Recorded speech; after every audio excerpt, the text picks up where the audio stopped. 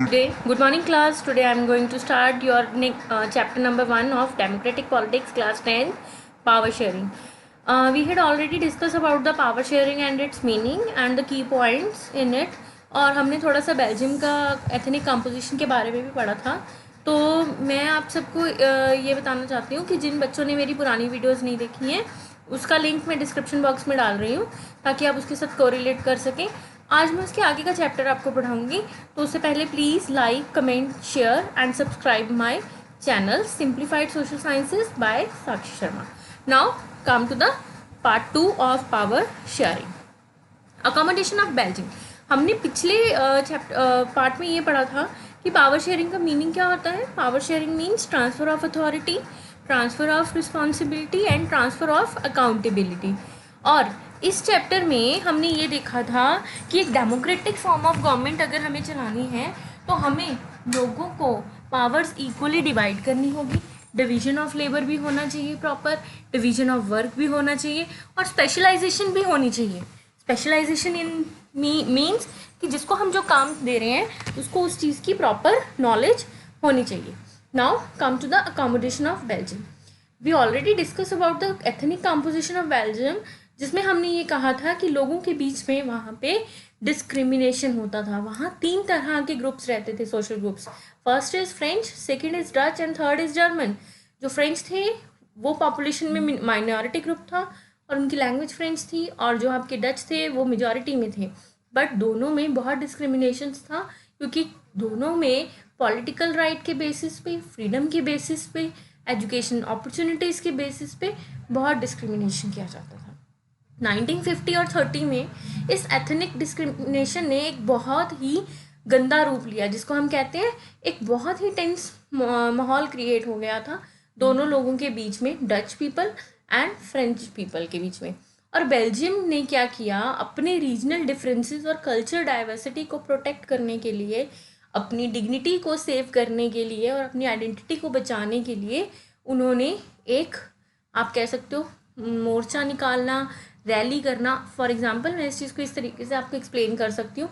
जैसे सीएए आया अभी, सिटीज़न अमेंडमेंट एक्ट. अब लोगों ने क्या किया, उसमें अपनी आइडेंटिटी को, उनको जिनको लगा कि हमारी आइडेंटिटी के ऊपर बात हो रही है, हमारे को खतरा है, ये है, तो उन्होंने उस चीज़ के लिए प्रोटेस्ट किया. लाइक जैसे हमारे इंडिया में रिचुअल राइट्स होते हैं, कोई ना कोई एक ना एक बात को लेके, वो सेम वैसे ही उनको ऐसा लग रहा था और वैसा था भी. बल्कि इंडिया में ऐसा नहीं होता है. इंडिया में लोगों को मिथ होता है और ये कुछ पॉलिटिकल स्टंट्स रहते हैं. But here we are discussing about the situation of Belgium, जिसमें हम अकोमोडेशन ऑफ बेल्जियम पढ़ रहे हैं. और इसमें लोगों ने अपने आप को, अपनी डाइवर्सिटी को, अपने रीजन को, अपने लैंग्वेज को और अपने कल्चर को प्रोटेक्ट करने के लिए उन्होंने एक मोर्चा निकाला, जिसमें क्या था, उन्होंने ये कहा कि हमें कम्युनिटी बेस्ड गवर्नमेंट चाहिए, हमें जॉब अपॉर्चुनिटीज़ भी चाहिए, हमें एजुकेशन का बेनिफिट भी चाहिए, और जो जो राइट्स फ्रेंच स्पीकिंग लोगों को है वही हमारे को भी मिलने चाहिए.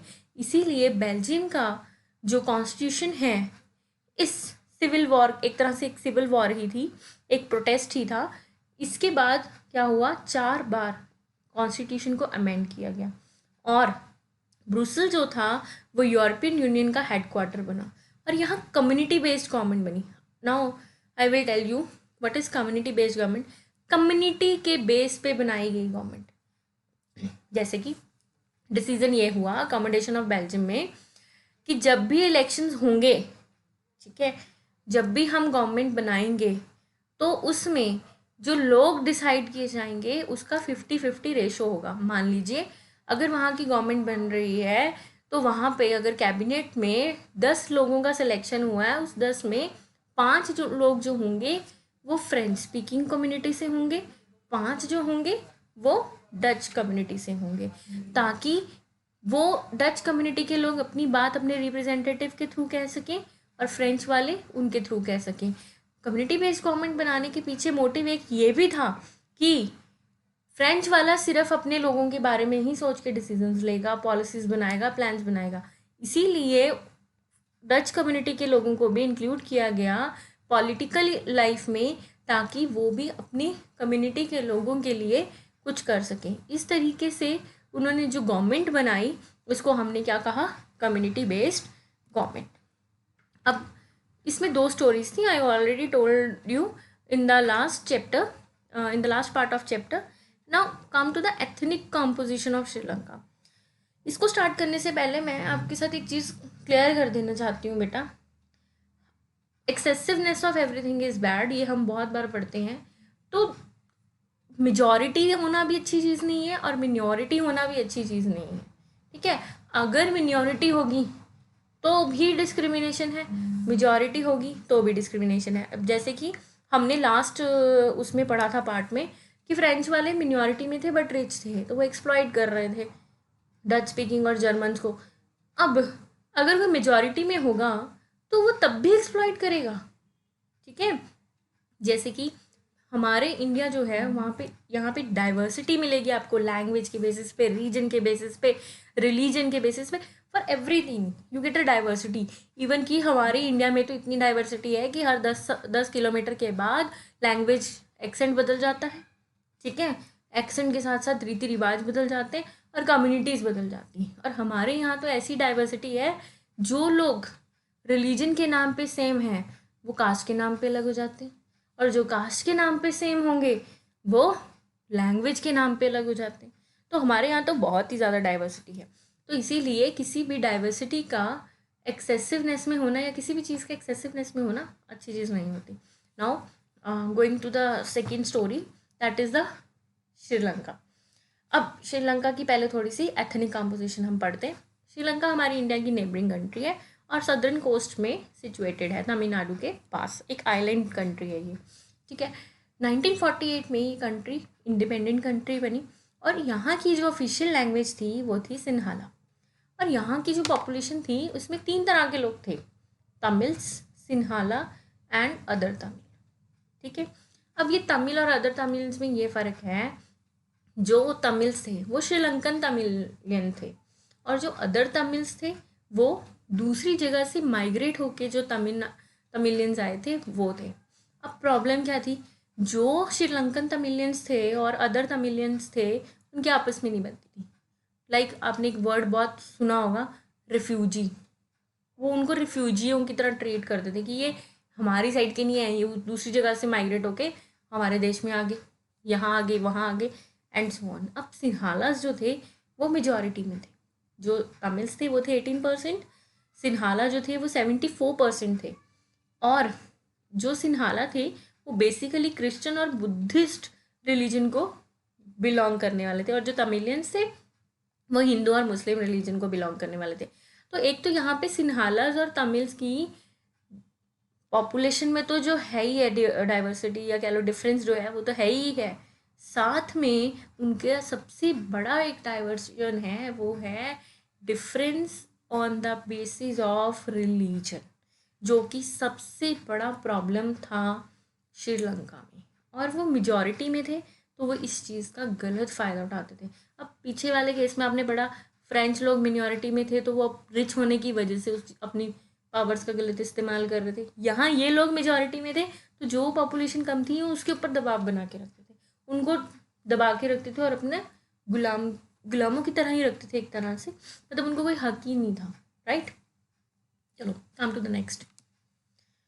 देखो, श्रीलंकन तमिलियंस, इंडियन तमिलियंस. अब क्या था, तमिलियंस की आपस में कन्फ्लिक्ट बहुत रहे. ठीक है, उसके बाद ये तमिलियंस आपस में जो लड़ रहे थे वो तो लड़ ही रहे थे.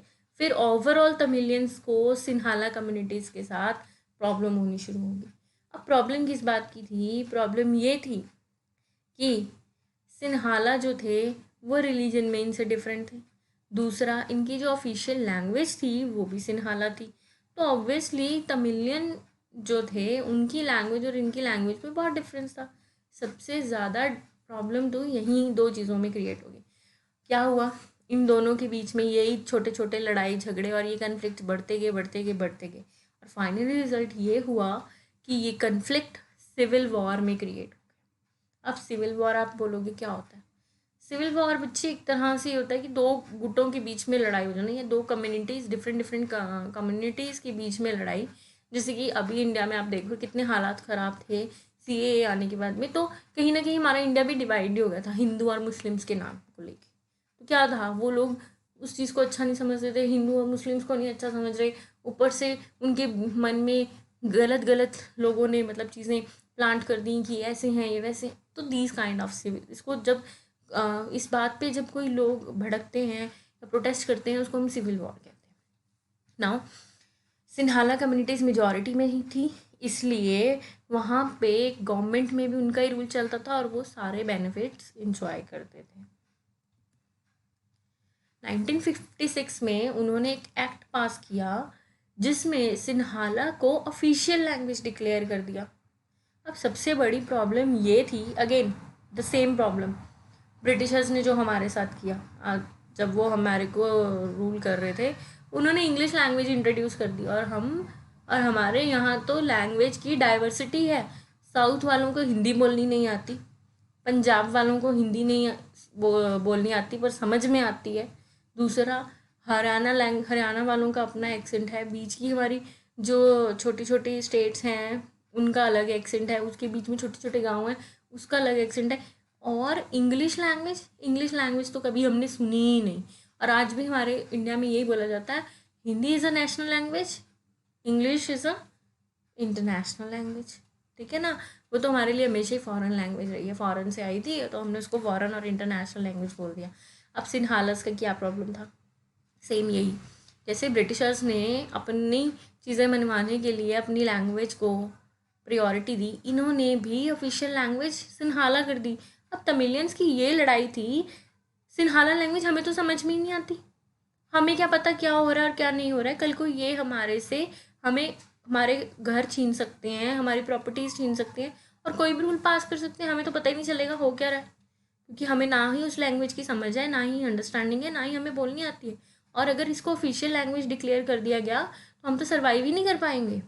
ठीक है। दूसरा, सिन्हाला कम्युनिटी को यूनिवर्सिटी लेवल्स पे, गवर्नमेंट जॉब में, एजुकेशन में, पॉलिटिकल बेस पे कहे, हर जगह उनको स्पेशल राइट्स मिलने लगे। यूनिवर्सिटीज़ में कोई भी प्रोफेसर की पोजीशन है या हाई लेवल अथॉरिटी की पोजीशन है तो सिन्हाला कम्युनिटी के लोग वहाँ होंगे। गवर्नमेंट जॉब सिन्हाला कम्युनिटी के लोगों को मिलेगी, एजुकेशन वो भी वही। अब ऐसा क्यों था, देखो जब सिन्हाला लैंग्वेज ऑफिशियल लैंग्वेज बन गई तो ऑब्वियसली तमिलियंस तो जॉब ही नहीं कर सकते, क्योंकि यूनिवर्सिटी में भी जितना पेपर वर्क होगा वो सिन्हाला लैंग्वेज में होगा, तो उनको तो आती नहीं, तो ऑब्वियसली वो जॉब नहीं कर सकते। एजुकेशन स्कूल कॉलेजेस में भी इन्होंने शुरू कर दी कि हाँ बस सिन्हाला लैंग्वेज ही पढ़ाई जानी है, Sinhala language he medium of instruction होगा, तो तमिलियंस के बच्चे कहाँ पढ़ेंगे नहीं तो अनएजुकेटेड रहेंगे तो जॉब कहाँ से मिलेगी। अल्टीमेटली अपनी ऑफिशियल लैंग्वेज बना ली इन्होंने, अपनी कम्युनिटी की लैंग्वेज को, और उसके बेसिस पे इन्होंने ओवरऑल सबको एक्सप्लॉइट करना शुरू कर दिया था। और उसका सबसे बड़ा बैड इम्पैक्ट ये था कि किसी भी कम्युनिटी को किसी भी फील्ड में कोई अपॉर्चुनिटी ही नहीं थी, वो लोग तो बल्कि इस तरीके से रह रहे थे जैसे कि वो सिटीज़न ही नहीं है उस कंट्री के।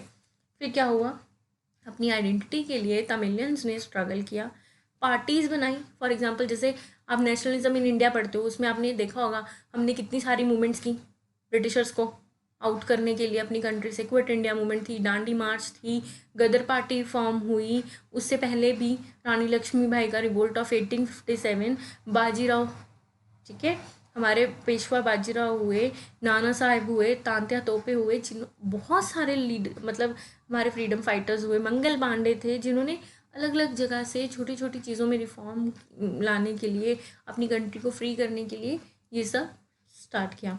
उसके बाद भगत सिंह, तो जैसे कि हम लोग स्ट्रगल कर रहे थे सेम वैसी सिचुएशन में होगी कि तमिलियंस ने अपनी आइडेंटिटी को सेव करने के लिए स्ट्रगल किया, अपनी आइडेंटिटी को बनाए रखने के लिए और अपनी कंट्री में वापस अपनी पोजीशन पाने के लिए उन्होंने डिफरेंट पार्टीज़ को बनाया। अब क्या था, तमिल कम्युनिटीज़ की डिमांड क्या थी उस प्रोटेस्ट के बीच से जो उन्होंने सिविल वॉर शुरू की थी, Tamil as an official language, हमारी लैंग्वेज को ऑफिशियल लैंग्वेज बनाओ। ठीक है, जैसे सिन्हाला की बनाई है वैसे हमारी भी बनाओ ऑफिशियल लैंग्वेज। अब जैसे हमारी इंडिया में है बेटा, हिंदी इंग्लिश दोनों में काम चलता है, इवन पंजाबी में भी। अब आप देखो, आपको हिंदी नहीं इंग्लिश नहीं आती, आप हिंदी में लेटर लिख सकते हो ऑफिशियल, ठीक है ना, आपको स्कूल्स में तीनों लैंग्वेजेस पढ़ाई जा रही हैं। पर अगर किसी को, अब हमारे जो फादर हैं या फिर हमारे जो ग्रैंड पेरेंट्स थे, वो उनके स्कूल्स में इंग्लिश थी ही नहीं तब, तो क्या है, वो जो हमारे एरिया की लोकल लैंग्वेज है वो उसी चीज़ में वेल वर्स्ड है, प्रोफिशेंट है, फ्लुएंट है, तो वो अपना जितना काम है उसमें ही करते हैं। तो उन्होंने कहा कि अगर सिन्हाला ऑफिशियल लैंग्वेज बन सकती है तो हमारी तमिलियंस की भी ऑफिशियल लैंग्वेज तमिल करो, क्योंकि अगर वो अपनी लैंग्वेज में काम कर सकते हैं तो हम भी अपनी लैंग्वेज में काम कर पाएँ, क्योंकि हमें तो सिर्फ वही आती है। तो अगर लैंग्वेज की बात है तो दोनों की लैंग्वेजेस को प्रॉपर राइट दो ना, कि वो ऑफिशियली काम कर सके या उसका एक ऑफिशियल स्टेटस हो। Next, they demanded opportunities in government jobs and university positions, और उन्होंने बोला कि हमारी लैंग्वेज को ऑफिशियल लैंग्वेज बनाओ और हमें भी गवर्नमेंट जॉब्स और यूनिवर्सिटी पोजीशंस में प्रॉपर अपॉर्चुनिटीज़ मिलनी चाहिए। और तीसरा था उनका कि अगर सिन्हाला अपनी मेजॉरिटी को क्रिएट कर सकते हैं और हम एक्सप्लॉइट कर रहे हैं जिस तरीके से, हमें इनके साथ ही नहीं रहना, हमें अलग कर दो, हमारे लिए एक सेपरेट स्टेट बना दो। इसका एक छोटा सा एग्जांपल मैं आपको अपने इंडिया में ही देती हूँ। जैसे तेलंगाना 2014 में हमारी एक नई स्टेट बनी तेलंगाना, वहाँ पे भी कुछ ऐसा सा प्रॉब्लम था, कुछ लैंग्वेज को लेके इतनी प्रॉब्लम बढ़ती गई कि हमें एक सेपरेट स्टेट डिक्लेयर करनी पड़ी। बांग्लादेश इंडिया का पार्ट था, but due to some political interferences, due to some cultural and other religion के बेसिस पे जो प्रॉब्लम्स क्रिएट हुई, उसकी वजह से हमें क्या करना पड़ा, उसको एक सेपरेट कंट्री डिक्लेयर करना पड़ा। पाकिस्तान हमारे इंडिया का पार्ट था, but due to Hindu Muslim and so on divide and rule policy of Britishers, हमें वो अपनी कंट्री थी, हमारी पाकिस्तान हमारा ही इंडिया का हिस्सा था, हम क्या हुआ अल्टीमेटली एक सेपरेट कंट्री बन गया और उसको हमें हमारे मैप से बाहर निकाल दिया गया। सो इसी तरीके से तमिल कम्युनिटीज़ भी प्रोटेस्ट कर रही थी।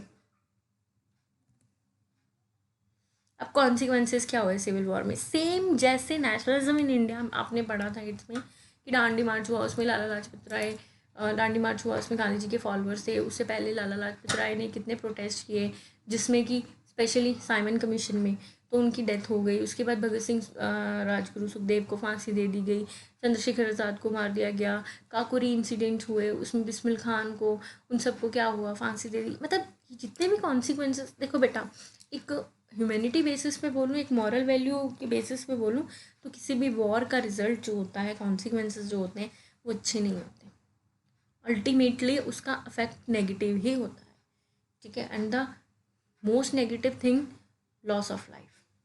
अब इस सिविल वॉर में क्या हुआ, 1000 of people have been killed, और कुछ लोगों को जोर ज़बरदस्ती की गई कि तुम ये कंट्री छोड़ के चले जाओ, कुछ लोगों के घर बर्बाद हो गए, दे लॉस्ट देयर लाइवलीहुड। और दूसरा सबसे बड़ा प्रॉब्लम जो था, पूरी कंट्री का सोशल, कल्चरल और इकोनॉमिक लाइफ जो था वो डिस्टर्ब हो गया इसमें। नाउ अकोमोडेशन इन श्रीलंका, अब क्या हुआ, फाइनली क्या डिसीजन लिया गया इतने सब प्रॉब्लम्स के बाद, लोगों के बीच में, दो मेजर कम्युनिटीज़ के बीच में जो ये लिंग्विस्टिक लाइन्स होता है, लैंग्वेज के बेस पे जो इतनी बड़ी प्रॉब्लम चल रही थी और डिवीज़न हुआ है, या फिर कह लो जो भी कन्फ्लिक्ट्स थे इनके बीच में, उसको सॉर्ट आउट करने के लिए लैंग्वेज के बेसिस पे इन दोनों को डिवाइड कर दिया गया और इनके लिए अलग अलग दो कंट्रीज़ बना दी गई।